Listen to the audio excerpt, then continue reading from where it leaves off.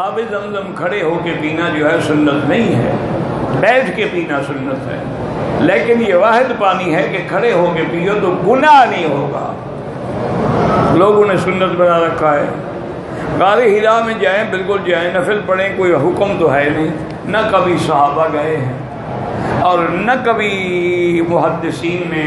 ویسے آدمی جاتا ہے، بڑی بات ہے، بڑا مقام ہے اور ایک مخصوص مقام ہے جہاں حضور بیٹھتے تھے، اگر جاتے ہیں تو کیا حال ہے، کوئی مسئلہ نہیں ہے۔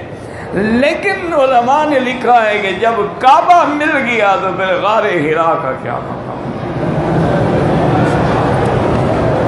وہاں تو نبوت سے پہلے بیٹھتے تھے نا، جب وحی آ گئی پھر تو کبھی نہیں بیٹھے، جب قرآن آیا پھر حرم میں بیٹھتے۔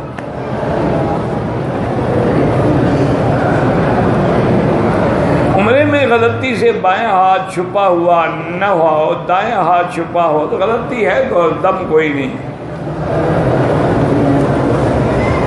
میں حرام میں پیسے اچھا حرم میں حرام لکھا ہوا ہے، پیسے دینا چاہتا ہوں تعمیر کرنے کے لیے۔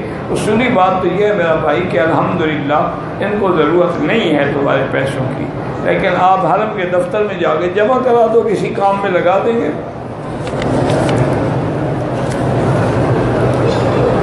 توبہ کے لیے کوئی خاص لفظ، کوئی خاص لفظ نہیں، وہ تو عربی کے الفاظ ہیں کہ استغفر اللہ الذی لا الہ الا هو الحی القیوم واتوب الیہ، استغفر اللہ ربی العظیم من کل ذنب واتوب الیہ، صرف استغفر اللہ استغفر۔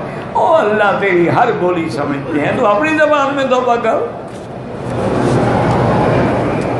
بعض لوگ محرم کی پہلی تاریخ کو بعد نماز فجر سورج طلوع ہونے سے پہلے 120 بار بسم اللہ الرحمن الرحیم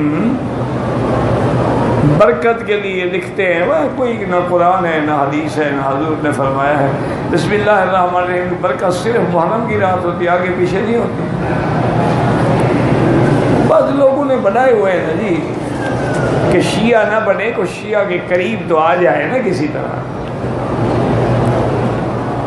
ایک انٹرنیٹ پر ایک عنوان سے مضمون پڑھا ہے کہ بخاری شریف پر علماء دیوبند کی خدمات والد محترم کو لکھا تھا، شروحات کا ذکر تھا الخیر الجاری کے نام سے، انور الصاحب، ہاں لکھی والد صاحب کی کتابیں بھی تھیں، لیکن اب بدقسمتی ہے تو چھپ نہیں سکے۔ ہمارے گھر کو آگ لگی تھی مکہ مکرمہ، سارا کتب خانہ ہی جل گیا، اللہ کی مرضی۔ اس کا کچھ تھوڑا سا حصہ بعض شاگردوں نے تراجم ابواب البخاری کے نام سے چھاپا تھا،